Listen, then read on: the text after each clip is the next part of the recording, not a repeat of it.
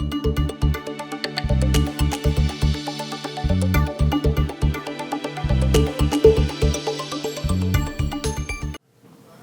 Teresa Matich with Resource Investing News. I'm down at the Vancouver Resource Investment Conference. Speaking with me today is Ross Beaty, Chairman of Pan American Silver and Alterra Power. Thank you for joining me. It's a pleasure. So to start off, how has your outlook on the commodities market changed since last January? It's changed quite profoundly, actually. A year ago, I was moderately bearish on most metals. I thought markets were going to be very volatile and they were quite whippy with some good runs and some retreats. And then that's exactly what happened.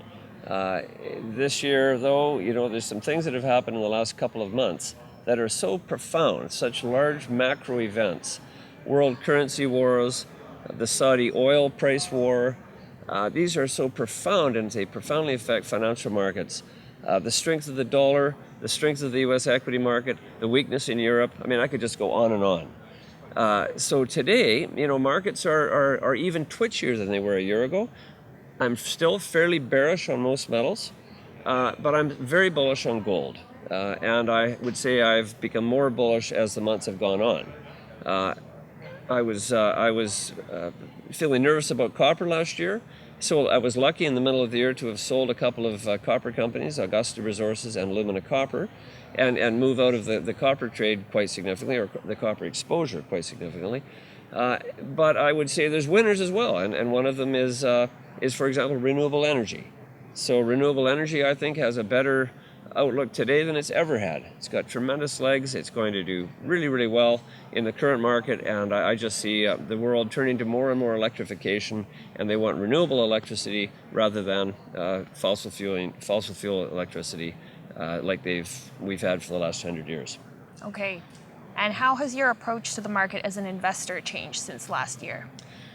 Again, I've been mostly investing in gold and silver stocks, my renewable energy company as well, and I've been exiting certain other positions. But at the same time, I will say, metal markets move in cycles. We all know this is about the fourth year of a bear market.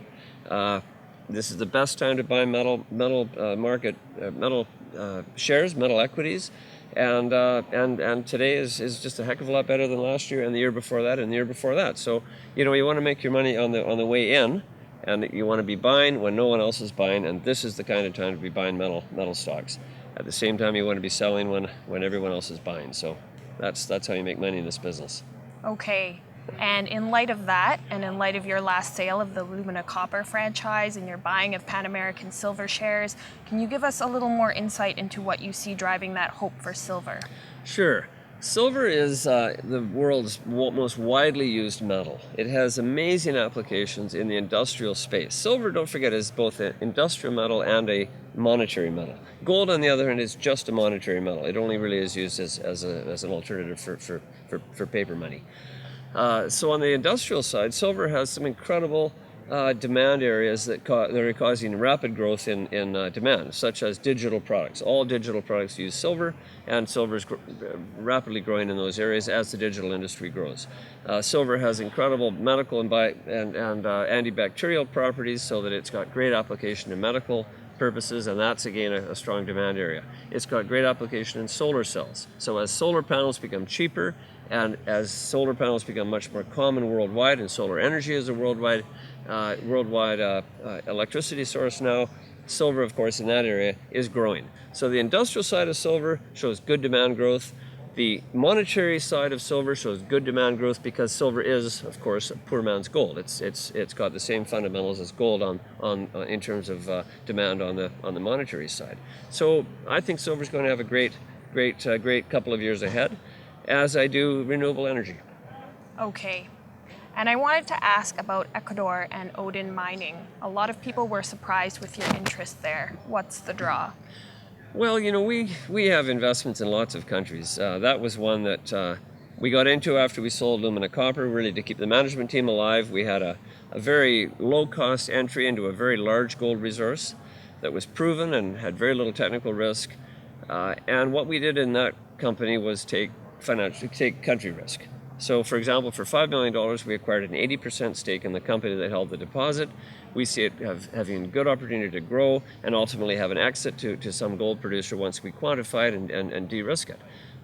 The real risk, as I said, is in the country. Ecuador doesn't exactly have a great record as a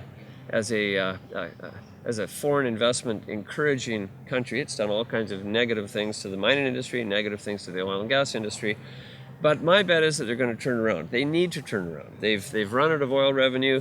They've got ambitious plans for social programs. The only way they can finance that is with country growth, and the mining industry is a catalyst for country growth. It's a great energy, a great wealth creator, and I think now they actually get the fact that they need to incentivize companies that are willing to risk money to come into the sector. We have that view. Lundin has that view. And I think we're going to be proven right in 2015. But it's a risk. Okay. And oil is very much still taking a beating. How do you see that affecting commodities, like renewable energy specifically in 2015? Oil has virtually nothing to do with renewable energy. Okay. We stopped using oil as an electricity source 30 years ago. The competing hydrocarbons that compete with renewable energy are really coal and gas, natural gas. The swap from oil to natural gas happened years ago, and into coal.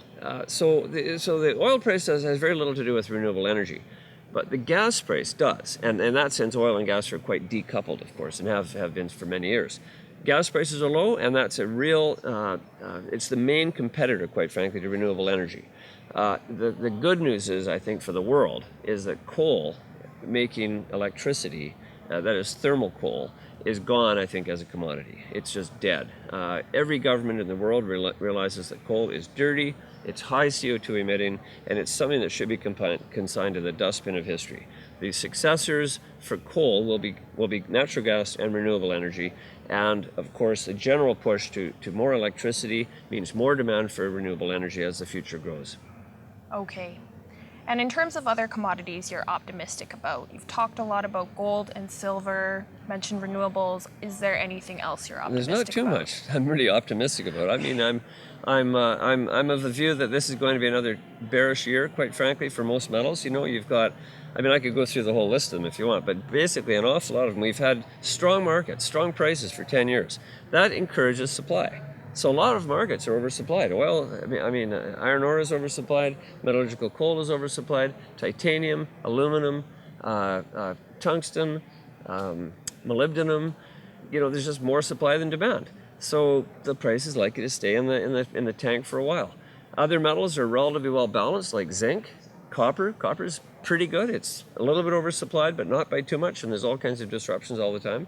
Plus, copper is an energy metal too. Copper is the real winner when you want to electrify the world. So copper's got a kind of a mixed outlook. So generally speaking, I'm relatively bearish, but not all metals. There are some that look okay. Nothing that I'd say is a real no-brainer for having a great year in 2015. I'd say that's more 2016-17. And in the same vein, it's been a tough year for juniors. Yep. What successful strategies have you seen being used? Well, the successful juniors are ones that have de-risked their assets, have good-sized deposits, have good management, a clear focus, decent amount of capital. There's not very many in that category, quite frankly. My personal preference is for gold stocks. That's what I've been buying, gold and silver stocks. But there have been some successful other metal stocks, just not very many. And I don't think there will be very many good stories in 2015. Discovery is always a winner. It doesn't matter what metal it is. If you find a great world-class deposit, you're going to do really, really well. But again, those are pretty rare, and we'll see what happens. Very hard to predict. And are there any specific junior mining stocks that you're watching right now? Yes, there are. There are. I'm just keeping my names to myself. It's obviously the ones that I've got are Pan American, Odin Mining, and in my clean energy business, Alterra Power. I'm really investing more in those than anything, quite frankly. I'm buying all of those. I think they're all cheap. They're all great value.